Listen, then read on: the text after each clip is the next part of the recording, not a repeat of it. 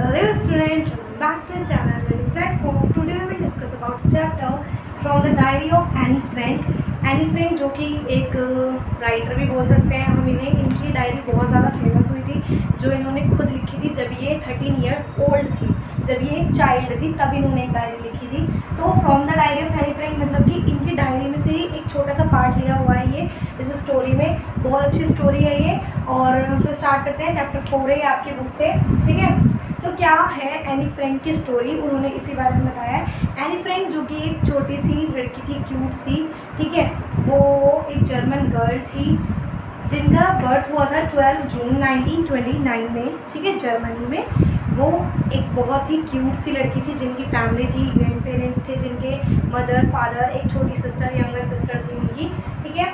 उनकी डेथ हुई 1945 में, फैबिया मार्च में, कोई फाइनल डे मतलब मंथ नहीं है उनका, ठीक है। 1945 में उनकी डेथ हुई थी। इससे टाइफस एक डिसीज़ थी जिससे उनकी डेथ हो गई थी। जब उस टाइम पे क्या चल रहा था, वर्ल्ड वॉर सेकेंड चल रहा था जब उनकी डेथ हुई थी। किसकी? एनी फ्रैंक की, ठीक है। अब एनी फ्रैंक जब 13 ईयर ओल्ड थी, उन्होंने डायरी लिखना स्टार्ट की जिसका नाम उन्होंने किटी रखा। किटी क्यों रखा और उन्होंने क्यों डायरी लिखनी स्टार्ट करी? फर्स्ट ऑफ ऑल उन्होंने डायरी लिखनी इसलिए स्टार्ट करी क्योंकि शायद उनका कोई बेस्ट फ्रेंड नहीं था। वो कहती है मेरे पास बहुत सारे बेस्ट फ्रेंड हैं, मैं कह सकती हूँ, लेकिन मेरा एक कोई सच्चा दोस्त या एक मेरा ऐसा बेस्ट फ्रेंड जिससे मैं अपनी सारी फीलिंग्स शेयर कर पाऊँ, ऐसा कोई नहीं है। लेकिन मैं अपनी फैमिली को, अपने सिस्टर्स को, अपने सबको मैं बोल सकती हूँ, या मेरे नेबर्स हैं कुछ, मैं उन्हें भी बोल सकती हूँ कि मेरे दोस्त हैं, मेरे फ्रेंड हैं, लेकिन मैं किसी को अपना बेस्ट फ्रेंड नहीं बोल सकती कि जिससे मैं अपनी चीज़ें शेयर कर पाऊँ। और मुझे हमेशा उस एक बेस्ट फ्रेंड की हमेशा क्या रहेगी, एक नीड रहेगी। मैं हमेशा सोचूंगी कि काश मेरे पे एक बेस्ट फ्रेंड होता या होती कोई भी, ठीक है। तो वो क्या कहते हैं इस स्टोरी में, मतलब उन्होंने एक डायरी लिखना स्टार्ट करी, जिसलिए जब वो 13 ईयर्स ओल्ड की थी उन्होंने अपनी डायरी लिखी जिसमें उन्होंने अपनी डायरी को में अपनी हर छोटी छोटी बात शेयर करी। वो कहती है कि वो डायरी इसलिए लिखते हैं कि शायद पेशेंस से सुनने वाला कोई अगर इंसान है, कोई अगर चीज़ है, तो वो एक मेरी डायरी है जो मेरी फीलिंग्स को मुझे पेशेंटफुली समझेगी और जो मैं कहना चाहूँगी वो चुपचाप सुनेगी। वरना अगर मैं किसी को भी बताऊँगी कोई कुछ बोलेगा। इसलिए मैं अपना बेस्ट फ्रेंड अपनी किटी, अपनी डायरी को मानती हूँ। तो उनकी जो डायरी थी, उनकी आफ्टर डेथ जब वर्ल्ड वॉर चल रहा था, उनकी पूरी फैमिली मतलब उसमें सब मरी गए थे मोस्टली।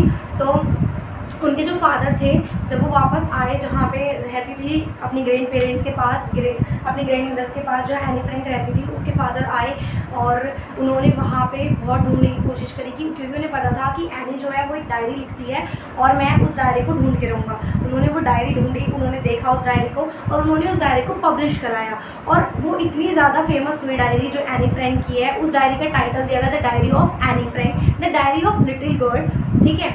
तो जो कि एनी फ्रैंक ने लिखी थी खुद से, उस डायरी को पब्लिश कराया गया सेम उसी तरीके से जो उन्होंने उसमें लिखा था कि एक 13 ईयर ओल्ड चाइल्ड भी एक डायरी लिख सकता है। इट इज़ इम्पॉसिबल, बट वो लिखती थी और उनकी ये डायरी अलग अलग लैंग्वेज में पब्लिश हुई सभी जगह। उनको बहुत ज़्यादा, वो एक सबसे कम एज वाली एक राइटर बन गई एक टाइम, मतलब एक राइटर वो बन गई थी उस टाइम पे जब उनकी डायरी वो पब्लिश हुई थी। लेकिन वो मतलब उनकी डेथ के बाद की बात है ये, क्योंकि वो एक टाइफस बीमारी से, एक टाइफस डिसीज से वो मर चुकी थी तब तक। तो उनकी एक डायरी ये पब्लिश हो गई थी जो उन्होंने खुद से लिखी थी, ठीक है। उसमें उन्होंने बहुत सारी चीज़ों का जिक्र किया है उस डायरी में। तो वहाँ से कोई छोटा सा पार्ट वहाँ से लिया गया है जो कि एनी बताती हैं, वो उनके स्कूल से रिलेटेड पार्ट है, ठीक है। उनके फादर जो थे वो हॉलैंड में रहते थे अपनी वाइफ के साथ, और वो अपने दोनों बच्चों को, मतलब उसके एक सिस्टर थी एनी की, उसे और एनी को वहाँ छोड़ गए थे जर्मनी में उनकी दादी के पास, उनकी ग्रैंड मदर के पास उनको छोड़ के चले गए थे। और उनका एक मॉन्टेसरी स्कूल में एडमिशन करा दिया गया था जहाँ पे वो दोनों बहुत खुश भी थे जाने में, स्कूल अच्छा था उनका, ठीक है। तो और 1942 में उनकी जो ग्रैंड मदर थी वो भी, उन्हें भी कोई डिसीज़ हो गई थी और उनकी भी डेथ हो गई थी, ठीक है। उसके बाद वर्ल्ड वॉर चल ही रहा था, तो फिर एनी जो थी उसकी भी डेथ हो गई थी एक डिजीज़ से, ठीक है। उसके बाद क्या होता है, उन्होंने अपनी डायरी में, जो अब हम इस चैप्टर में पढ़ेंगे, 20 जून 1942 में जो एक जिक्र किया है अपने स्कूल से रिलेटेड, उस पार्ट को आज हम यहाँ समझेंगे। वो ही यहाँ पे लिया हुआ है एनी फ्रैंक की डायरी से, जो कि एनी फ्रैंक ने खुद लिखा हुआ था, ठीक है। उस पार्ट को हम डिस्कस करेंगे। वैसे तो उस डायरी में ना जाने क्या क्या लिखा होगा, लेकिन हम स्कूल से रिलेटेड जो उन्होंने अपनी मेन चीज़ लिखी पार्ट था जो यहाँ पे हमने लिया हुआ है, हम उसको पढ़ेंगे इस चैप्टर में। जो मेन चीज़ है उनकी स्कूल से रिलेटेड, ठीक है। और उन्होंने अपनी लास्ट राइटिंग, क्योंकि उनकी डेथ भी हो गई थी 1944 में, उन्होंने अपनी लास्ट राइटिंग करी थी उस डायरी में। उसके बाद से उस डायरी में कुछ भी नहीं लिखा हुआ था। 1944 उनको एक लास्ट पेज उसमें लिखा हुआ था। तो होता क्या है, एनी फ्रैंक का जो स्कूल होता है उस दिन रिजल्ट डे होता है। सभी लोग बच्चे सोचते हैं, क्योंकि देखो जिस दिन हमारा रिजल्ट डे होता है ऑब्वियसली हमें उस दिन प्रेशराइज रहते हैं कि यार क्या होगा, कितनी परसेंटेज आएगी, कितनी क्या होगा, मतलब ऐसे उस दिन स्कूल में था, सभी बच्चे डरे हुए थे थोड़ा सा। तो वो बताती हैं उस टाइम पे। तो एक टीचर की बात करती हैं, मिस्टर किजिंग, जो कि कौन थे, उनके मैथ्स के टीचर थे और जो बहुत ही ओल्ड टाइप के टीचर थे, ठीक है।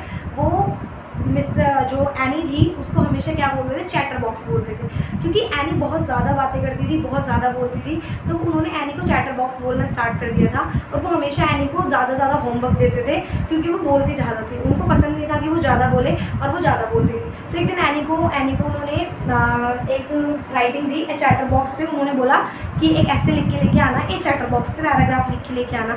एनी को गुस्सा तो बहुत आया, उसने सोचा बाद में बताऊंगी, नहीं चैटर बॉक्स पे भी कोई लिख सकता है भला। उन्होंने उस डायरी को अपने बैग में रखा, फिर उसे गुस्सा आया, उसने लिखना स्टार्ट करा चैटर बॉक्स के बारे में, ठीक है।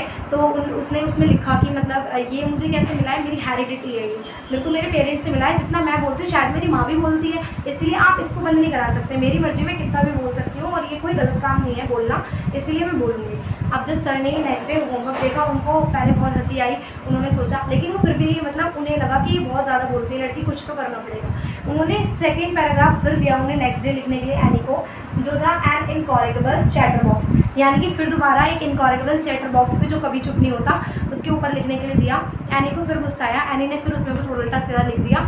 और उसके बाद लास्ट में क्या होता है, जब उनको जो मिस्टर केजिंग होते हैं उसके मैथ्स के टीचर, वो उनको समझ आता है कि अभी भी चुप नहीं हुई एनी फ्रैंक, एनी बोलती रहती है, सबसे ज़्यादा बोलती है क्लास में। तो उन्होंने एक और पैराग्राफ लिखने के लिए दिया एनी को नेक्स्ट डे। वो लिख देते ही रहते थे कॉन्टीन्यूसली। तो जो इस चैप्टर में उन्होंने बताया, हम सिर्फ वही डिस्कस कर रहे हैं। तो लास्ट उन्होंने दिया quack quack quack said mistress chatter box. अब इस पे एनी ने सोचा अब ये क्या लिखे इस पे। पहले एनी ने सोचा ऐसे कुछ भी लिख देगी, फिर उसने एक बहुत सुंदर इसमें एक पोएम को लिखा, जिसमें उन्होंने बोला कि एक डक होती है जिसके 3 बच्चे होते हैं, 3 चाइल्ड्स होते हैं, डकलिंग्स होते हैं, ठीक है। और एक स्वैन उनका फादर होता है। जो डकलिंग होते हैं यानी कि डक के जो बच्चे होते हैं वो बहुत ज़्यादा क्वैक क्वैक करते हैं। इसी वजह से जो स्वैन होता है वो गुस्से में मार देता है, उसे गुस्सा आ जाता है कि ये बच्चे इतना शोर करते हैं, पूरे दिन क्वैक क्वैक करते हैं, इसलिए वो उनको मार देता है। तो ये इस स्टोरी को मिस्टर किजिंग ने पहली बार जो एनी ने लिखा था उसको थोड़ा सीरियस लिया, इवन फिर बच्चों को भी समझाया उस स्टोरी के बारे में खुद से।